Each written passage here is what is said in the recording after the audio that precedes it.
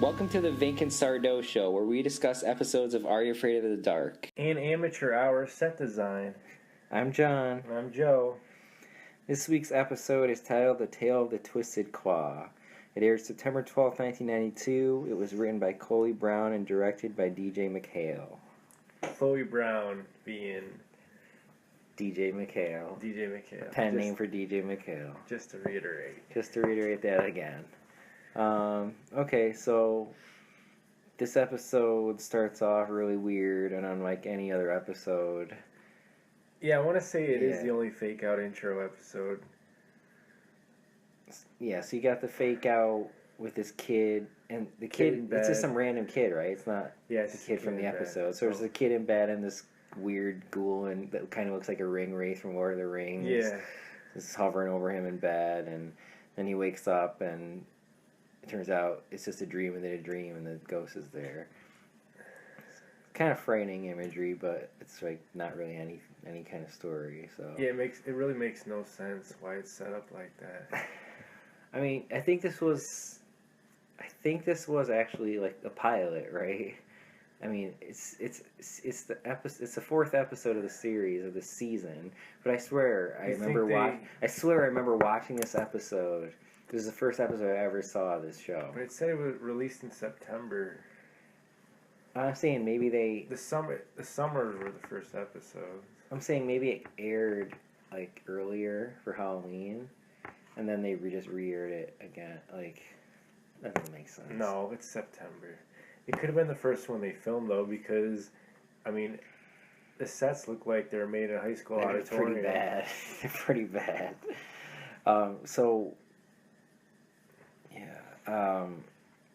Anyway, so we go into... Well, yeah, so David is... I believe it's Eric who's telling the incomplete story, and then it goes into David. He's like, yeah, I guess I'll tell a story.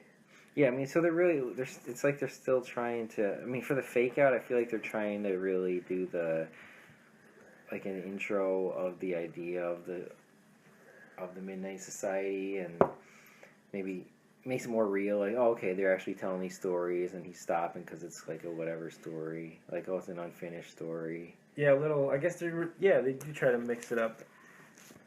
They keep it, they're pretty consistent about trying to mix up the intros before they tell the story. Yeah. Try little different things. Yeah.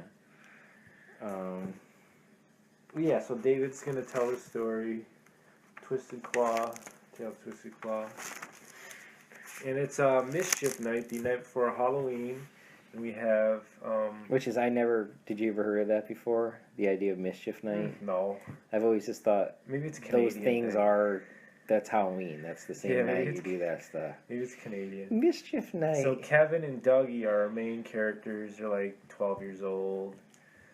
You know, these little kids going around taking part in the shaving cream in windows, toilet paper in houses and trees, probably egging little cars, putting some poop on people's doorsteps. Yeah, that's what I imagined. The first thing I thought was they're lighting poop on people's doorsteps. Yeah. Alright, so then they go up to the witch's house, where they believe the witch is a witch, and there's shaving cream in her door, and she opens the door, and shaving creams her in the face. Oh! She acts like she got maced, and she like it really acts spins like around. Pepper spray. Yeah, like, and screams. She doesn't take her glasses off. She just keeps spinning around, knocks over a vase, and breaks the vase. Yeah. And they just kind of stand there for a while to watch this. And Kevin's like, "Let's get out of here," and he pulls Dougie away. Before they leave though, or maybe after they left, she like goes to the door and just like theatrically, comically takes her glasses cackles off. And just laughs into the night. Yeah, she cackles for a while.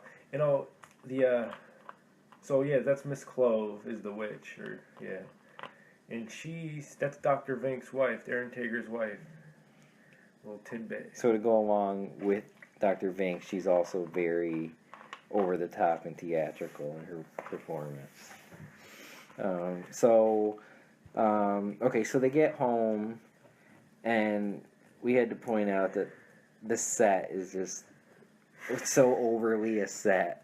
Yeah, it's just like a hollow, like two walls, stairs and a door. I mean, it's so echoey. Yeah. It really just feels like so obviously set. It's just, yeah, like you said, hollow really is the word to describe Does this it. cut to the next day, Halloween, when they're getting ready? I can't remember.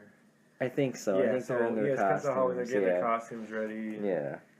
So the one guy, Kevin's a hobo or whatever, and Dougie's like some weird ghoul in a sheet. So they end up they're trick or treating, and then for some reason Kevin decides to go back to the same house in which they almost got into big trouble the night before. Because he wants to say, I went back to the house because he's so daring. Because Kevin's so daring. But he's not even doesn't have like a mask on or anything. It's like he's just got a hobo. He's completely the same kid. It wasn't well thought out. He just wants to be so daring and go up to the witch's house and say he went to the witch's house. His hubris will cost him. Yes, it will. It's like every other monkey's paw, right. Golden arm type thing. Right. So they knock or whatever, ring the doorbell, and then Miss Cove invites them in, and I guess she just left the vase there. In pieces from the night before. There? Yeah, it's just there on the floor in pieces. Completely just, she didn't sweep it out for anything. She's so stunned by the shaving cream in the glasses. She's incapacitated for a whole day. She's laid there on the ground after she cackled. Yeah. She's been waiting. So, anyways, yeah, so she gets him to come in. She's like, oh, nobody visits me. Oh, I didn't think any children would show up.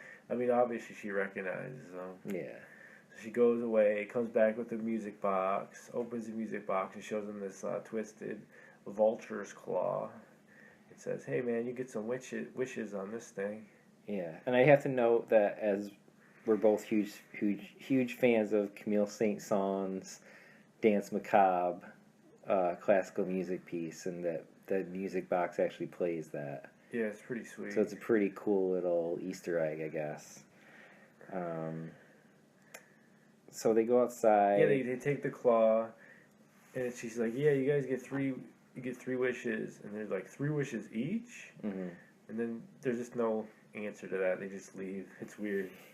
So they go out. He's like, "I wish we could just go home." When they're sitting out there, they don't. I don't know. I'm not sure why he says that. Wish we could just go home. Yeah. And I think they both want to continue. And these really just cool tribal tom drums. Yeah, just to play when he says that. So it sets the stage for the other extreme rock. They're walking. They're walking, and they run into like the 12-year-old equivalent to a motorcycle gang, which is a bunch of teenagers with bikes hanging out in a park. Hanging out in front of that drum with a flame shooting out of it. Yeah. The one guy's just hanging off the fence. The one guy just jumps off a fence. He's just hanging up on a fence. They're all wearing these, like, really actually are creepy masks. Like, probably like, what's that movie? Shoot, what's the movie with Ethan Hawke? Those newer movies? The Purge? Yeah, like those Purge type masks almost. Yeah, I was imagining them like a Mad Max kind of, maybe like the Warriors kind of gang or something. Yeah, so they take candy from the kids and chase them. The kids run away, and then they kind of comment, "Well, you got your wish because we're like I guess we can't trick or treat anymore." They could. They still got one bag of candy. Too. So but I guess it's like a pseudo way. Like he sort of thinks, "Oh, well, maybe the claw did it," but they don't really. They think it's just like a coincidence or whatever. So the next day they're in school, in a really cool school. It reminded me of the Saved by the Bell immediately with the red walkers. Yeah. And there's a sign in the background that just says "Yeah" with an exclamation point. And Kevin's got this really like kind of Back to the Future 2 Marty McFly neon hat on, which is pretty rad. So Kevin wishes he could beat Bostick. That's a 600 Mr. Bostick. Race. Yeah, in the race. So we cut to the race, and Bostick is he's so tearing good. It, dude, he's tearing it so up. Good. He's tearing this gym class race up. He's like freaking many. I wanted to be Bostick. Dude, Bostick was the coolest guy in school. He was so cool. Yeah. So Bostick's running, he's about to win the race, and then it's like this really drawn out thing where Dougie, who's not running the race, turns and starts looking at his tree. And then finally, he's looking at it for a while. I know, finally you hear growling. Okay, here's the dog. But then the dog doesn't immediately appear, and they're still running, and Kevin's behind Bostick. And then finally the dog runs out. Yeah. He's like, run, okay, what's going to happen? He just sort of runs in front of Bostick. I'm thinking the dog's going to bite him. And I figured that's sort of what I thought. I remembered that happening, but it would make more sense. But I guess it's maybe, I don't know. They don't want give kids a fear of dogs. I guess not. The black dog just runs in front. Bostick tumbles over and grabs his leg, and then Kevin wins the race. Gets the gold Kevin, medal. though, he wins the race jumping over Bostick on the ground. Jumps over Bostick. Pretty unsportsmanlike conduct. He jumps right over him, gets the medal, the gold medal. Poor Bostick. Bostick recovered well, probably. Yeah. So Kevin and Dougie are hanging out, and Dougie is sort of afraid, right? This is the nighttime. Yeah, they're hanging out, and he's just like, does he think that... They're home alone, too, right now. The claw, like, something happened. He suspects something's wrong with the claw, that this is actually causing the wishes. Yeah. And they're starting to kind of argue, and in the argument, Kevin ends up saying, I just wish you'd lose your folks. Yeah, why does he say that? No, he says lose your folks. Yeah. I wish you'd lose your folks. It's not really something you would just say, like, if you're arguing with somebody. I wish you'd lose your folks. Yeah, it was weird. Wish your folks would die gruesomely. Basically. Like, yeah, I mean... So then he gets a phone call, Dougie does, because Dougie's parents are gone. And it's the police saying, hey, basically saying, yeah, your parents are in the hospital, they're really messed up. And Dougie's like, no, he rips the phone out of the wall and throws it on the floor. And he's like, Kevin, you just killed my parents. Thanks a lot, it's just off the cuff. And then Kevin's just like, oh, we'll just wish it away. Yeah. And Dougie's like, no, we can't do that. Every time we wish something away, or wish something bad happens. It's like, what's worse than your parents being dead? It's pretty, it's really not much worse. We might want to roll the dice. But then right after he's saying, every time we wish something happens, and then seriously, like a split second later, he goes, I wish Gramps was here. I wish Gramps was here. Didn't practice what you preach, man. 12 years old. Yeah. So their grandfather, who's dead, they wish to show up, and then so we get this... His car pulls up. Yeah, his old sort of car. What kind of car is that? I don't know anything about I thought it was a Cadillac, but I'm not sure. Maybe. It looks like an old 70s kind of car.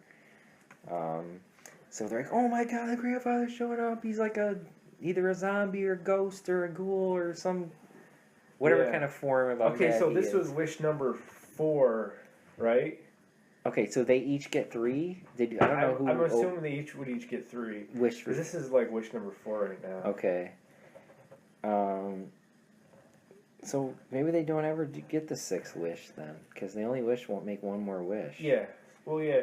So the Gramps come up, they hear the doorbell, and then Kevin just grabs the vulture's claw and is like... No, Dougie grabs it because... Yeah. I don't know. I can't remember now. Well, Dougie makes the wish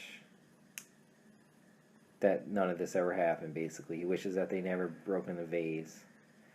Okay. Which doesn't... Which, as you pointed out, we were watching this, doesn't really have... Like, they should have gone right to the beginning. Wish I never sprayed her in the face. Yeah, so they still sprayed her in the face. Yeah, they still sprayed her in the face. They just didn't break her vase. The vase just didn't get broken that interaction. Yeah. And then it's Dougie's parents at the door when they answer the door after they make the wish to the weird, not quite undo what we did, but sort of wish. Yeah, and so are we to... Does it imply that the original doorbell was not the grandfather, it was the parents? No, we have to assume that it was a grandfather, because the policeman really did call and tell him. But then, so that was dead. Then that was erased. No, but he didn't say they were dead. So you could also. Well, then the phone was back where it was. So was it really? The phone on the floor. Oh, okay. And Bostick's fine. Bostick's still a champ. Yeah, that's right. The medal is gone because Bostick won the race. Yeah. Like he always should have. Bostick always should have won the race. He's a good guy. So the parents get home, and then Mom says, let's raid the fridge for ice cream, and proceeds to go upstairs. Yeah, the parents run upstairs. Curious. So then the doorbell rings again, and they're kind of freaked out, even though they just realize everything's fine. They're still kind of like, is it grandfather? Yeah. And then they open it up. And it's the vase. For some reason. It says trick or treat in a card. For some reason, she gives them the vase. I guess she's trying to say, I taught you a lesson. And enjoy this old vase. That you can, give it to your mom, and it's a nice vase. I mean, it's mine now. I just go smash it in the street. What's she gonna do? It's a gift. Yeah, so I guess, and then they say something about, David narrating says something about her being a witch. Or I'm not sure. Somebody in the Midnight Society says something about her being potentially a witch. I don't know if she was maybe a witch or just... Yeah, she didn't really come across as a witch. Other than the stuff with, like, her gate closing by itself and stuff. But I think that was just, like, a fantastical touch to the story. Well, there's a lot of fantastical stuff. That. She has a vulture's claw that grants wishes. Yeah, it's the vulture's claw. It's not her. She doesn't make anything happen. So back to the Midnight Society, and really nothing of substance here other than that the set looked incredibly fake, like the set within the show. Yeah, so the only real scary moment, I guess, was when the kids encountered the bike gang. I'd say that was the only good, decent, scary moment of this episode. Mm-hmm. And the Gramps pulling up in the car wasn't that interesting because it was just a car. Yeah, but it's the dread of not knowing whether or not that was him. Yeah, I think it's it's an instance of it's scarier by not knowing. It's just it's too all over the place. You get a phone call 1 minute, oh yeah, your parents are in the hospital, and you get a car driving up. It's like it's kind of scatterbrained. But it's like they're going so fast, like making these wishes and not realizing it. It's like this big rush, and I mean. It's not the worst episode. It's like not Tale of Phantom Cab. No. So. I'd say it's a. What do you say? I'd say it's a 2 out of 5. It's like slightly below average. Did we give Phantom Cab a 1? I don't remember. Maybe we did. We might have given it a 1. I mean, I don't know. I kind of want to give this a 3 out of 5. No problem. Is that alright? Is that acceptable? Because I like the grandfather thing, and I think just the Halloween aspect of it, I really like a lot. Because there's no other stories really set on Halloween or anything like that, right? I don't think so. I think that's just cool to have that setting, and this is one of the first episodes I really saw, so I got the nostalgia aspect, so 3 out of 5. So, I guess that's it. It's another Vink and Sardo. Another Vink and Sardo for you guys. Until next time. I'm John. And I'm Joe. We're making Sardo. Bye. Later. John.